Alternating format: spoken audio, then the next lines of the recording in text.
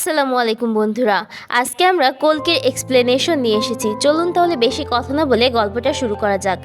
সিনেমার শুরুতে মহাভারতের কুরুক্ষেত্রের যুদ্ধের একটা অংশ দেখতে পাই, যে দৃশ্যে আমরা দেখতে পাই যুদ্ধ প্রায় শেষের দিকে। চারিদিকে আগুন জ্বলছে এবং বহু সৈন্যর মৃতদেহ পড়ে আছে। এমন সময় দ্রোণাচার্যের পুত্র অশ্বত্থামাকে দেখি। অশ্বত্থামা ব্রহ্মাস্ত্র প্রয়োগ করে অর্জুনের পুত্র অভিমন্যুর গর্ভবতী স্ত্রীকে হত্যা করে। সে সময় সেখানে শ্রীকৃষ্ণ আসেন এবং বলেন, তুমি যা করেছ তা যুদ্ধের সব থেকে বড় পাপ। তোমার পিতার নামে তুমি কলঙ্ক। অশ্বত্থামা বলে, তাহলে আর কি আমাকে মারতে হলে আমাকে মেরে দাও। কিন্তু শ্রীকৃষ্ণ বলেন, মৃত্যুতেই তো মুক্তি। তোমার অভিশাপ হলো তুমি কখনো মরবে না। মৃত্যু ভিক্ষা চাইবে, গলে পচে মরবে, তবে কখনো মরবে না। এবং শ্রীকৃষ্ণ অশ্বত্থামার মাথায় একটা মণি ছিল, সেটা তিনি খুলে নেয়। অশ্বত্থামা বলে, প্রায়শ্চিত্ত কি কখনো সম্ভব হবে না? শ্রীকৃষ্ণ বলে, আজকে আমাকে মারতে চাইছো, কিন্তু একদিন তুমি আমাকে বাঁচাতে চাইবে। এরপর কলিযুগ আসবে, যখন অধর্ম চরম সীমায় পৌঁছবে। সেই যুগে আমি জন্ম নেব এবং তখন তুমি আমাকে জন্ম নিতে সাহায্য করবে, আর এইভাবেই তো হবে তোমার পাপের প্রায়শ্চিত্ত। এরপর আমরা দেখি 2898 AD এর দৃশ্য, অর্থাৎ মহাভারত থেকে 6000 সালের পরের সময়। পৃথিবীর অবস্থা এখন খুবই খারাপ অবস্থায়। গঙ্গার জল শুকিয়ে গেছে, চারিদিকে শুধু মরুভূমি আর মরুভূমি। বাতাসে বিষ মিশে আছে। শুদ্ধ বাতাস, শুদ্ধ পানি বলে কিছুই নেই। সারা বিশ্বে কেবলমাত্র একটা শহরই বেঁচে আছে, সেই শহরটি হলো কাশী। এবার এই কাশীতেই আমরা একটা বিশাল বড় কমপ্লেক্স দেখতে পাই, দেখতে অনেকটা উল্টো পিরামিডের মতো। এই কমপ্লেক্সের ভেতরে সমস্ত রকম সুবিধা রয়েছে, যেমন প্রাকৃতিক পরিবেশ, গাছপালা, সাগর, নদী, বাতাস এবং আমোদ প্রমোদের ব্যবস্থা। কিন্তু এই কমপ্লেক্সের ভেতরে কেবলমাত্র বড় লোকেরাই থাকতে পারে। যারা গরিব তারা এই কমপ্লেক্সের বাইরে থাকে এবং তাদেরকে দিয়ে পশুর মতো কাজ করানো হয়। চারপাশ থেকে সব লোকজন ধরে নিয়ে আসা হয় এবং তাদেরকে চাকরের মতো রাখা হয়। আর এই কমপ্লেক্সের হেড হলো সুপ্রিমো, অর্থাৎ কলি। এই সিনেমা বা কলিযুগের সবচেয়ে বড় ভিলেন সুপ্রিমো সবকিছু সৃষ্টি করেছে, আর তার কথা মতোই দুনিয়াটা চলছে। পরের সিনে আমরা খুব অদ্ভুত একটা গাড়ি দেখি, যাতে করে কিছু লোক কাশি যাচ্ছিল। এখানে আমরা একটা বাবাকে দেখি, যার সাথে তার বাচ্চা ছিল, কিন্তু তার মেয়ের কাশি হচ্ছিল, তাই সে গাড়িতে থাকা সবার কাছে জল চাইতে থাকে, কিন্তু কেউ তাদেরকে জল বা পানি দেয় না। সেখানে একটা বয়স্ক লোক ছিলেন, সে সময় তিনি তাদেরকে পানি দিয়ে সাহায্য করেন। এটা দেখে অন্য একটা বাচ্চা বলে, তুমি কি জানো না এখানে কোনো কিছু ফ্রিতে পাওয়া যায় না, আর পানি তো নয়। অর্থাৎ আমরা এটা বুঝতে পারি পানির এতটাই কদর যে ফ্রিতে কেউ পানি দিতে চায় না। বয়স্ক লোকটা, যার নাম কিনা রুমি, তিনি বলেন, হ্যাঁ আমি এখানে নতুন এবং আমি এখান থেকে অনেকটা দূরেই থাকি। লোকটার উল্টোর দিকে বসা ছেলেটাকে জিজ্ঞাসা করে, তোমরা কি ভাই বোন? বাচ্চাটি তখন বলে, কে বোন? তুমি দেখতে পারছো না আমি একটা ছেলে? আসলে সেই বাচ্চাটা ছিল একটা মেয়ে, কিন্তু তার বাবা তাকে ছেলেদের মতো করে সাজিয়ে নিয়ে যাচ্ছিল। কিন্তু কেন, সেটা আমরা কিছুক্ষণ পরেই জানতে পারবো। গাড়ি থেকে তারা নামলে সেখানে সুপ্রিমোর সৈন্যরা চলে আসে এবং মেয়েদেরকে আলাদা করতে থাকে। যেসব মেয়েরা সন্তান ধারণ করতে সক্ষম তাদেরকে ওই সৈন্যরা তুলে নিয়ে যায়। সেসব মেয়েদের বদলে তারা ভালো দাম পাবে, আর এ কারণেই মেয়েটার বাবা তাকে ছেলে হিসেবে সাজিয়ে নিয়ে যাচ্ছিল।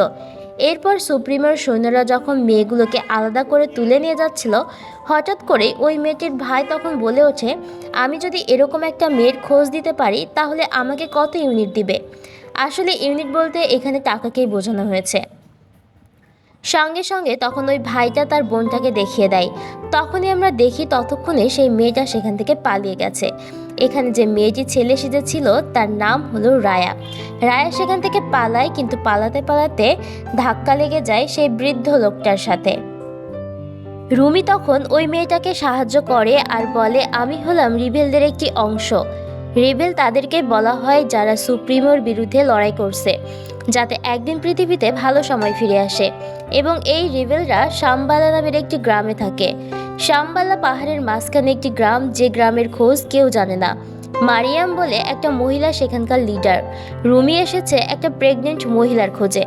এখানে একটা কথা বলে রাখি বোঝার সুবিধার্থে, কলিযুগের কলি অবতারে পৃথিবীতে নেমে আসবে নানা অরাজকতা, এবং তাকে ধ্বংস করতে শ্রীকৃষ্ণের 10ম অবতার কল্কির জন্ম হবে।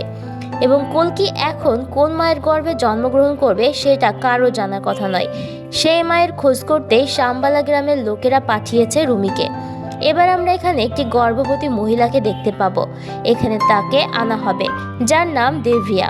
রুমির কাছে একটি স্পেশাল স্টোন ছিল এবং এটা হলো সেই পাথর যেটা অশ্বত্থামার মাথা থেকে শ্রীকৃষ্ণ খুলে নিয়েছিলেন। এই পাথরটা যে গর্ভবতী মহিলার পেটের কাছে নিয়ে গেলে চকচক করবে, তখনই বুঝতে হবে এই গর্ভবতী মহিলার পেটে কল্কির জন্ম হবে। কিন্তু দেভিয়ার পেটের কাছে নিয়ে গেলে পাথরটা জ্বলজ্বল করে ওঠে না। সুতরাং রুমি যখন বুঝতে পারে এই মহিলা সেই মহিলা না। কিন্তু ততক্ষণে সেখানে সুপ্রিমের লোকজন চলে আসে আর তাদেরকে ধরে ফেলে। তাদেরকে ধরে নিয়ে কমপ্লেক্সের সেখানে যায়। ওখানে ওই কমপ্লেক্সের কমান্ডারকে দেখানো হয়, যার নাম মানুষ। সে তখন রুমিকে জিজ্ঞাসা করে শাম্বালা গ্রামটা কোথায়। শাম্বালা আর তার ঠিকানা কেউই জানতো না। রুমিও তখন ওই ঠিকানা বলতে রাজি হয় না। মানুষ তখন বলে, তুমি যদি আমাকে ওটা না বলো তাহলে আমি এই প্রেগনেন্ট মহিলাটাকে মেরে ফেলবো। রুমি তখন ঠিকানাটা বলতেই যাচ্ছিল, কিন্তু দেভরিয়া তখন তাকে বারণ করে, বলে তুমি ঠিকানাটা বলো না। তুমি ঠিকানাটা বলো বা নাই বলো, ওরা আমাকে মেরেই ফেলবে।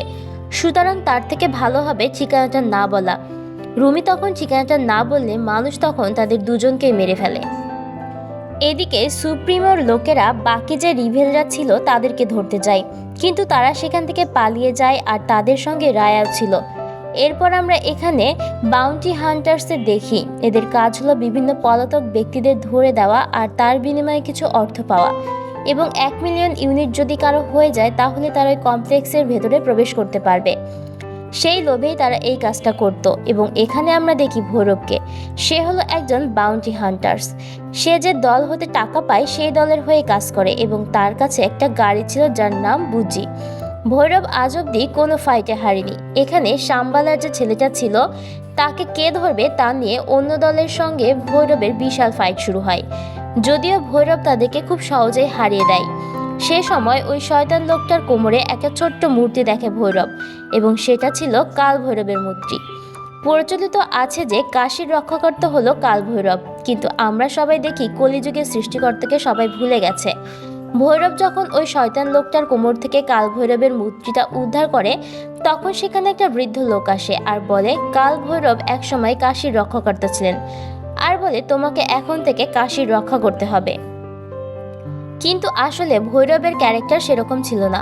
ভৈরব যেখানে দেখানো হয়েছিল যে সে যেদিক থেকে টাকা পাবে সে তার হয়ে কাজ করবে, মানে সুবিধা টাইপের। অন্যদিকে আমরা দেখি কাউন্সিলের বাণী বিশাল ধনু খুঁজে পান। এই বাণী হলো সুপ্রিমের লোক, কিন্তু এই বিশাল ধনুটি কার সেটা জানা যায় না। এবার আমরা দীপিকা পাডুকোনকে দেখতে পাই। এখানে প্রথমে তার কোনো নাম বলা হয়নি। দীপিকা কমপ্লেক্সের ভেতরেই কাজ করত। এখানে কারোরই নাম ছিল না। সবাই একরকম দেখতে, একই রকম পোশাক, একই রকম চুলের কাটিং ছিল। অনেকটা রোবটের মতো তাদের প্রত্যেকের হাতে নাম্বার টাইপিং কিছু একটা ছিল, এবং সেই নাম্বার স্ক্যান করেই তারা খাবার পেত।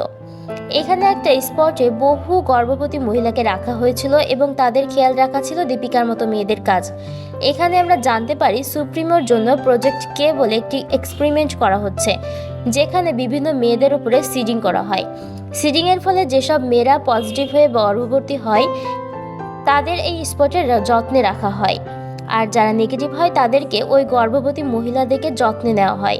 যেমন দীপিকার মতো মেয়েরা, যে সমস্ত মেয়েরা গর্ভবতী হয় তাদের 150তম দিন পেরিয়ে যাওয়ার পর তাদের থেকে একটা সিরাম নিষ্কাশন করা হয়, আর এটাই ছিল প্রজেক্ট কে।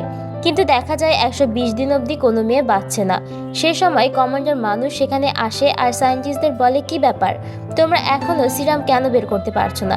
সায়েন্টিস্ট তখন বলে কোনো মেয়ে সিজিংয়ের পর 120 দিন পর্যন্ত বাঁচছে না, 150 দিন তো দূরের কথা। কমান্ডার তখন বলে আমার এক্ষুনি সিরাম চাই, সুপ্রিমো আমাকে ডেকে পাঠিয়েছেন। তখন তার একটা গর্ভবতী মহিলাকে একটি মেশিনের ভেতরে ঢোকায়। তো সেখানে দেখা যায় গর্ভের সাথে কিছু মেশিন সেখানে সেট করা আছে, ওইটার মাধ্যমে মেয়েটার শরীর থেকে সিরাম নিষ্কাশন হবে। কিন্তু সেই সিরাম নিষ্কাশনের ফলে মহিলাটির মৃত্যু হয়। মহিলাটির মৃত্যু হওয়ার সাথে সাথে তাকে একটা টানেলের মধ্যে দিয়ে জ্বলন্ত অগ্নিকুণ্ডে ফেলে দেওয়া হয়, এবং সেই সিরাম নিয়েই কমান্ডার মানুষ সুপ্রিমোর কাছে যায়। ওখানে একজন সায়েন্টিস্ট যিনি ছিলেন তিনি বলেন, আমি এই প্রজেক্ট সম্পর্কে পুরোপুরি জানতে চাই। ভালোভাবে যদি জানতে না পারি তাহলে ঠিকমতো কাজ করতে পারবো না। আমাকেও সুপ্রিমোর কাছে নিয়ে চলো। এরপর কমান্ডার এবং ওই সায়েন্টিস্ট সুপ্রিমোর কাছে যায় এবং গর্ভবতী মহিলার থেকে যে সিরাম নেওয়া হয়েছিল সেটাও নিয়ে গিয়ে সুপ্রিমোর কাছে দেয়। এই প্রথমবারের জন্য সুপ্রিমোকে দেখতে পাই। সেখানে আমরা দেখি অতি বৃদ্ধ একটা মানুষকে, যিনি ভাসমান অবস্থায় রয়েছে এবং তার দেহের সঙ্গে কিছু তার যোগ করা আছে। তার চারপাশে ম্যাজিক্যাল কিছু বল টাইপের ঘুরছে।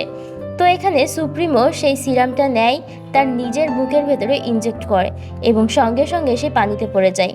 কিছুক্ষণ পরে সে পানি থেকে উঠে আসে আর ভাসমান অবস্থায় সায়েন্টিস্টের কাছে আসে, তার গলা ম্যাজিক্যাল বলের মাধ্যমে চেপে ধরে। এই সময় সুপ্রিমো বলে, বহু বছর পর কেউ আমাকে মারার চেষ্টা করেছে। আসলে সিরামে ওই সায়েন্টিস্ট বিষ দিয়েছিল।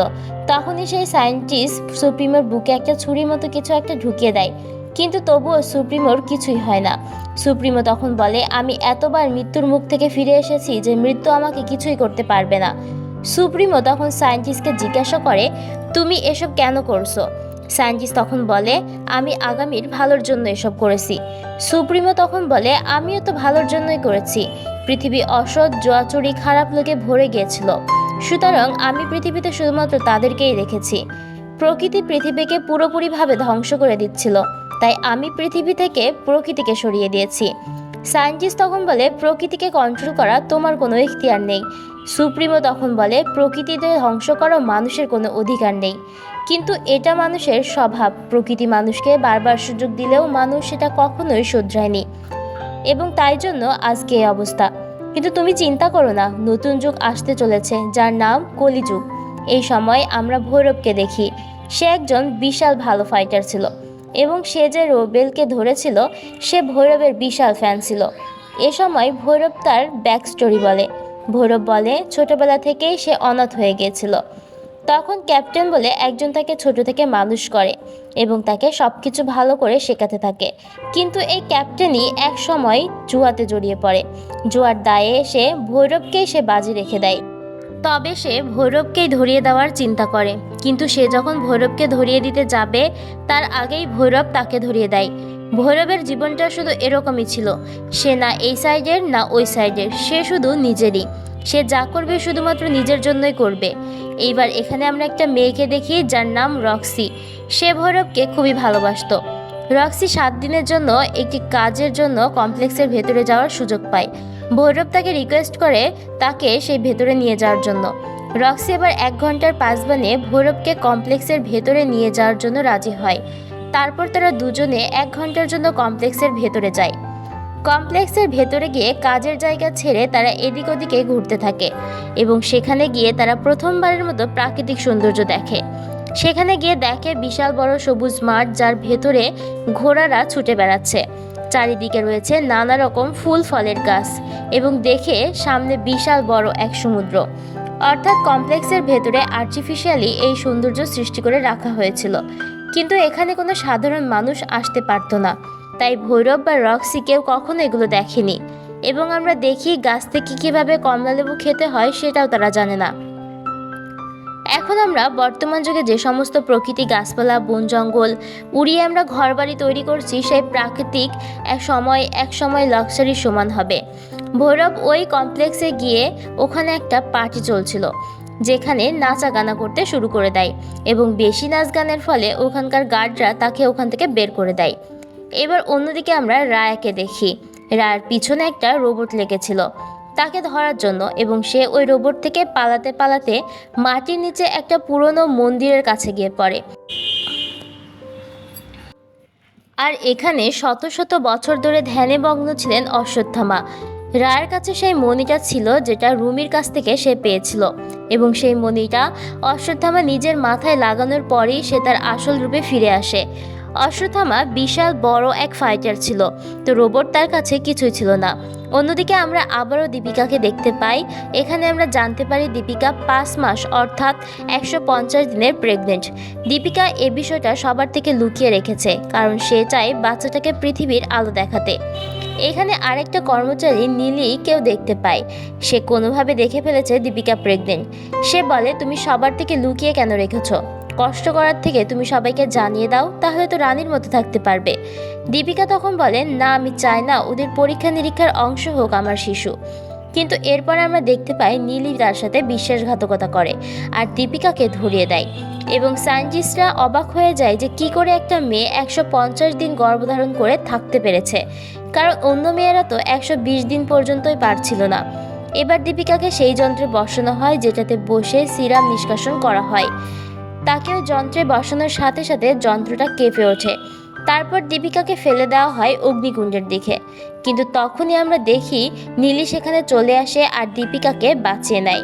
নীলি ও রেবেলদের টিমের একটি অংশ ছিল এবং সেও ওই সাম্বালা গ্রামের থেকে এসেছে। নীলি আসলে এখানে একজন এজেন্টের মতো কাজ করছিল। সে যখন জানতে পারে দীপিকা প্রেগনেন্ট, তখন তার একমাত্র মিশন হয় দীপিকাকে এখান থেকে বের করা।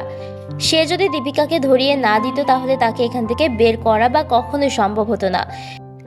তাই নীলি এই কাজটা করে। দীপিকাকে বের করার সময় সেখানে আমরা দেখতে পাই সুপ্রিমোর লোকেরা সেখানে চলে এসেছে। নীলি সৈন্যদের হাতে নিজের প্রাণ দেয় এবং দীপিকাকে সেখান থেকে বের হতে সাহায্য করে। ওখান থেকে বের হওয়ার সময় একটা জায়গা ছিল যার চারপাশ থেকে আগুনের হলকা বের হচ্ছিল, কিন্তু দীপিকা সাহস করে সেই আগুনের মধ্য দিয়ে হাঁটতে শুরু করে। আগুনের একটা শিখাও দীপিকাকে স্পর্শ করতে পারে না। অর্থাৎ দীপিকার গর্ভে যে সন্তান ছিল সেই হলো শ্রীকৃষ্ণের 10ম অবতার। এবার আমরা কাউন্সিলর বাণী এবং কমান্ডার মানুষকে দেখি, তারা সেই ধনুকটা নিয়ে আলোচনা করছিল। বাণী তখন বলে, ধনুকটিকে তো কাল পর্যন্ত ছোঁয়া যাচ্ছিল, কারণ এটাকে আমরা তুলে এনেছি, কিন্তু আজকে থেকে ধনুকটিকে আর কেউ ছুঁতে পারছে না। হঠাৎ এমন কি পরিবর্তন হলো? এবং একটা রোবোটিক হাতের মাধ্যমে দেখায় যে সেটা ছুঁতে গেলেই গলে যাচ্ছে, অর্থাৎ কোনো মানুষের পক্ষে সেই ধনুক ছোঁয়া সম্ভব নয়। আমরা এখানে জানতে পারি এই ধনুকটা হলো অর্জুনের ধনুক, এর নাম হলো গান্ডি। কমান্ডার মানুষ বলে, এর কি কোনো সায়েন্টিফিক রিজন আছে?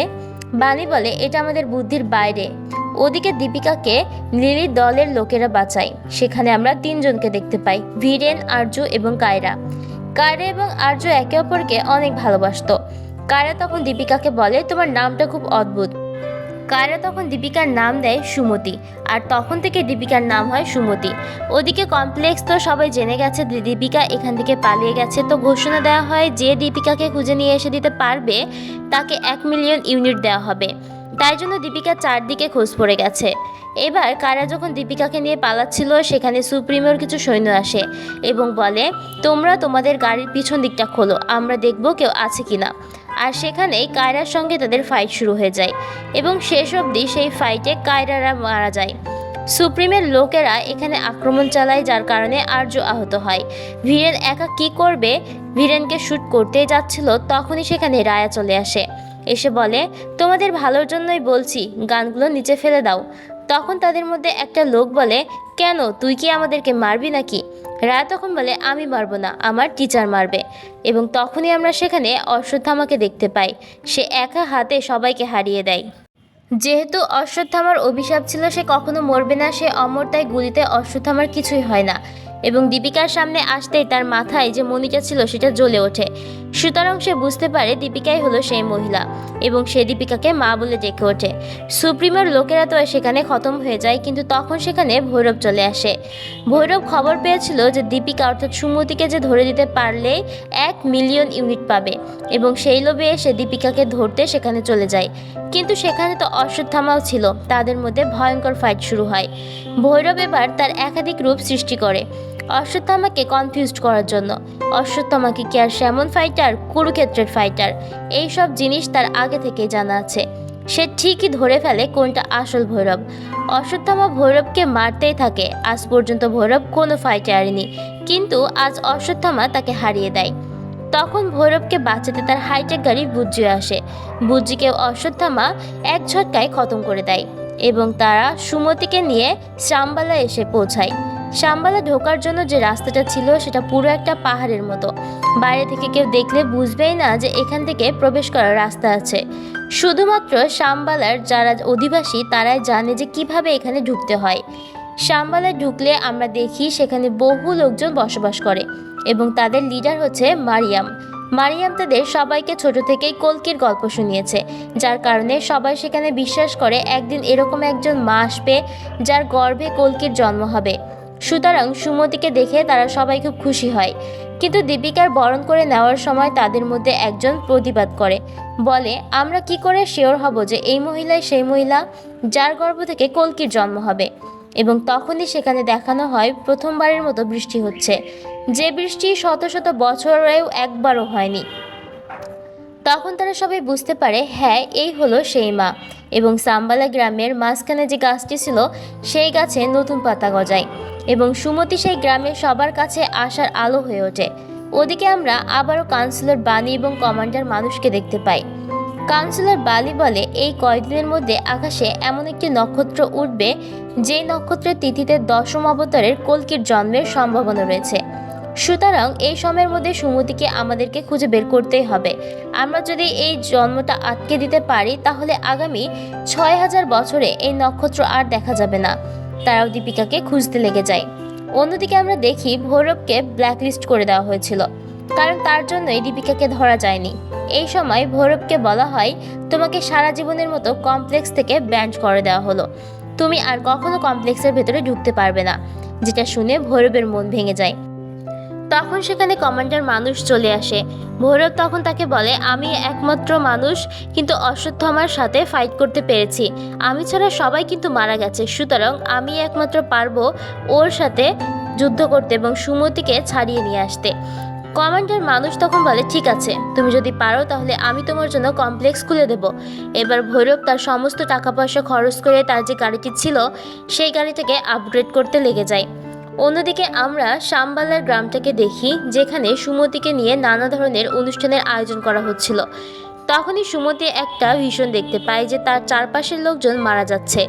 সুমতি তখন অশ্বত্থামাকে বলে, আমাদের এখান থেকে চলে যাওয়া উচিত, কারণ আমি যেখানে থাকছি বা যেখানে যাচ্ছি সেখানকার সবাই মারা যাচ্ছে। যে বাচ্চাটা এখনো পৃথিবীর আলোয় দেখেনি তার জন্য এখনই এত লোক মারা যাচ্ছে। তখনই অশ্বত্থামা বোঝানোর চেষ্টা করে এবং বলে, বাচ্চাটাকে রক্ষা করাই হলো আমাদের ধর্ম। এরপর আমরা অশ্বত্থামা এবং রায়ের মধ্যে কথাবার্তা বলতে দেখি। অশ্বত্থামার হাতে যে লাঠিটা ছিল জানতে পারি এই অস্ত্রটা হলো কর্ণের বিজয় ধনুকের অংশ, মানে অস্ত্রটা কর্ণের, যা অর্জুনের গান্ডীর থেকেও বেশি শক্তিশালী ছিল, কারণ এই অস্ত্রটা কর্ণকে পরশুরাম নিজে দিয়েছিলেন। এই সময়ে রায় তাকে জিজ্ঞাসা করে, তুমি এটা কেন ব্যবহার করো না? অশ্বত্থামা বলে, অস্ত্রটা যেহেতু কর্ণের ছিল তাই এই অস্ত্রটা একমাত্র কর্ণই ব্যবহার করতে পারবে। এই অস্ত্র দিয়েই সে আমাকে কুরুক্ষেত্রের যুদ্ধে অর্জুনের ধনুক থেকে বাঁচিয়েছিলেন। এবার আমরা ভৈরবকে দেখতে পাই, সে তার শেষ ইউনিট খরচ করে তার গাড়িটা আপগ্রেড করে ফেলেছে। কিন্তু সাম্বালায় কি করে যাবে? সাম্বালার অধিবাসী ছাড়া কেউ তো জানে না সাম্বালা কোথায়। আমরা প্রথমে দেখেছিলাম একটা রেবেলকে ভৈরব ধরে রেখেছিল, যে কিনা সাম্বালার অধিবাসী ছিল। ভৈরব তখন বলে, আমিও তোমাদের দলে যোগ দিচ্ছি। সেই ছেলেটার সাথে করে ভৈরব তখন সাম্বালায় পৌঁছে যায়। ছেলেটা তখন সবাইকে বলে, ভৈরব আমাদের দলে যোগ দিবে, সে বিশাল বড় এক ফাইটার। তাদের সঙ্গে কথা বলতে বলতে ভৈরব জেনে নেয় সুমতিকে কোথায় রাখা হয়েছে, সেই সঙ্গে সেখানকার লোকদের অজ্ঞান করে ফেলে। এবার আমরা দেখি অশ্বত্থামা সুমতিকে বলছে, এখানে আমাদের বিপদ হতে পারে, আমাদেরকে এখান থেকে চলে যেতে হবে। তো তারা যখন চলে যাবে তখন দেখা যায় সুমতির সাথে অশ্বত্থামা আর সামনে থেকেও অশ্বত্থামা আসছে। তো এখানে আমরা বুঝতে পারি ভৈরব অশ্বত্থামার রূপ নিয়ে সুমতিকে ফুসলিয়ে নিয়ে যাচ্ছিল। অশ্বত্থামার সাথে ভৈরবের ফাইট শুরু হয়, কিন্তু অশ্বত্থামার আসল লাঠির কাছে ভৈরবের নকল লাঠি বেশিক্ষণ টেকে না, তার আসল রূপও বের হয়ে আসে। তবে মনে রাখতে হবে এবার সে প্রিপেয়ার হয়ে এসেছিল, সে তার গাড়িটা আপগ্রেড করেছিল, তার ভেতরে প্রবেশ করে এবং একটা রোবোটিক সুপার হিরোয় পরিণত হয়। অন্যদিকে কমান্ডার মানুষ সুপ্রিমোর সেনাবাহিনী নিয়ে সেখানে চলে আসে এবং তাদের সেনাবাহিনীর সাথে সাম্বালার সেনাবাহিনীর যুদ্ধ শুরু হয়। সাম্বালার লোকেরাও কিন্তু কম শক্তিশালী ছিল না, কিন্তু মানুষের কাছে কলিযুগের তৈরি একটি বিশেষ অস্ত্র ছিল যার নাম কলিপুরুষ, আর এই কলিপুরুষের মাধ্যমেই এসে সকলকে খতম করে দেয়। সাম্বালার সেনাবাহিনী আস্তে আস্তে দুর্বল হয়ে যেতে শুরু করে। এ সময় মারিয়াম ঠিক করে সুমতিকে একটা স্পেশাল স্পেসশিপে করে দূরে কোথাও পাঠিয়ে দিতে হবে এবং সেই ব্যবস্থা সে করে ফেলে। তারপর সে নিজেও যুদ্ধে নেমে পড়ে। তার হাতে ইলেকট্রিক দুটি চাবুকের মতো অস্ত্র ছিল, সে সেটা দিয়ে যুদ্ধ করতে থাকে। কিন্তু কিছুক্ষণ পর খেয়াল করে স্পেসশিপ ছেড়ে চলে গেলেও দীপিকার নিচেই পড়ে আছে। সুমতি তখন বলে, এখানে এত মানুষ কষ্ট পাচ্ছে, সেখানে আমি সবাইকে ছেড়ে কি করে যাব? তখনই আকাশের দিকে তাকালে দেখা যায় যে মানুষ তার অস্ত্র দিয়ে স্পেসশিপটাকে উড়িয়ে দিয়েছে। অর্থাৎ দীপিকা যদি ওই স্পেসশিপে যেত তাহলে সে এতক্ষণে মারা যেত। এই সময় কমান্ডার মানুষের সাথে ফাইট করতে চলে যায় মারিয়াম, কিন্তু সেখানেই সে মারা যায়। মানুষ সুমতিকে তার স্পেসশিপে তুলে নিয়েছিল, কিন্তু তার স্পেসশিপ অন্য একটা স্পেসশিপে ধাক্কা লাগায় সুমতি সেখান থেকে নিচে পড়ে যাচ্ছিল। ফাঁদে পড়ে সুমতি মরেই যাচ্ছিল, তখনই অশ্বত্থামা তার হাতটা ধরে ফেলে। অশ্বত্থামা একা সেখানে পারছিল না, তখনই সেখানে ভৈরব চলে আসে আর তাকে সাহায্য করে। ভৈরব নিজের স্বার্থের জন্যই হোক বা অন্য কারণেই হোক, দুজনে মিলে সুমতিকে বাঁচিয়ে নেয়। অশ্বত্থামা এক ঘুষিতে ভৈরবকে অজ্ঞান করে দেয়। অন্যদিকে কমান্ডার মানুষ অশ্বত্থামাকে আটকে দেয়, সেখান থেকে সে নড়তেই পারছিল না।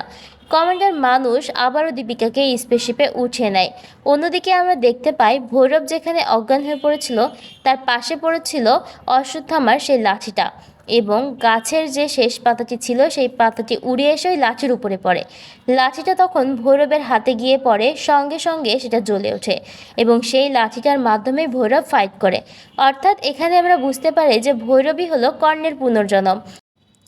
আর অশ্বত্থামা তো বলেছিলই লাঠিটা যার একমাত্র সেই ব্যবহার করতে পারবে, তার হাতে গেলে লাঠিটা অ্যাক্টিভেটেড হয়ে যাবে। এবং এই সময় আমরা অশ্বত্থামার কিছু ফ্ল্যাশব্যাক দেখতে পাই, যেখানে আমাদেরকে কুরুক্ষেত্রের সিন দেখানো হয়।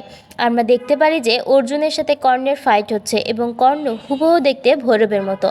ভৈরব তখন ওই অস্ত্রের সাহায্যে কমান্ডার মানুষকে মেরে ফেলে এবং দীপিকাকে বাঁচায়। কিন্তু অস্ত্র যতক্ষণ তার হাতে ছিল ততক্ষণই তার ভেতরে কর্ণের ভাব ছিল। যখনই অস্ত্রটা তার হাত থেকে চলে যায় তখনই সে আবারও ভৈরব হয়ে যায়। ভৈরবের কিছুই মনে ছিল না যে সে এতক্ষণ কী করেছে, কিন্তু অশ্বত্থামা বুঝতে পেরেছিল যে ভৈরবকে মনে করাতে হবে সে আসলে কে, আর তাকে সাহায্য নিয়েই কল্কির জন্ম হবে। এবার আমাদের লাস্ট সিনে দেখানো হয় দীপিকাকে যখন ওই যন্ত্রের ভেতরে ঢোকানো হয়েছিল এবং সে সময় 1 ফোঁটা সিরাম নিষ্কাশন করা হয়েছিল। সেই 1 ফোঁটা সিরাম দিয়েই কাউন্সিল বাণী আসে সুপ্রিমোর কাছে। সেই 1 ফোঁটা সিরাম সুপ্রিমো নিজের ভেতরে ইনজেক্ট করে, আর 1 ফোঁটা সিরামের কারণেই তার ভেতরে চেঞ্জ আসে। থুথুরে বুড়োর থেকে পরিবর্তে হয় এক শক্তিশালী একটা পুরুষে। এই সময় তার চারপাশে দেখা যায় তার মোট 6টি হাত এবং 6টি বল রয়েছে। তার যে 6টি হাত এটা অনেকটা ভগবানকে কপি করে বানানো। সুপ্রিমো তখন অর্জুনের সেই ধনুকটা তুলে নেয়, অর্থাৎ তার মধ্যে যে 1 ফোঁটা সিরাম গিয়েছিল সেই সিরামের ভেতরে কল্কি অবতারের বিশেষ শক্তি ছিল, যার কারণে সেও কিছুটা শক্তি অর্জন করে আর বলে এবার আমি সুমতিকে উদ্ধার করতে যাব। আর গল্পটাও এখানেই শেষ হয়। তো বন্ধুরা, গল্পটা কেমন লাগলো অবশ্যই জানাবেন। আজকের মতো এখানেই শেষ হলো। আল্লাহ হাফেজ।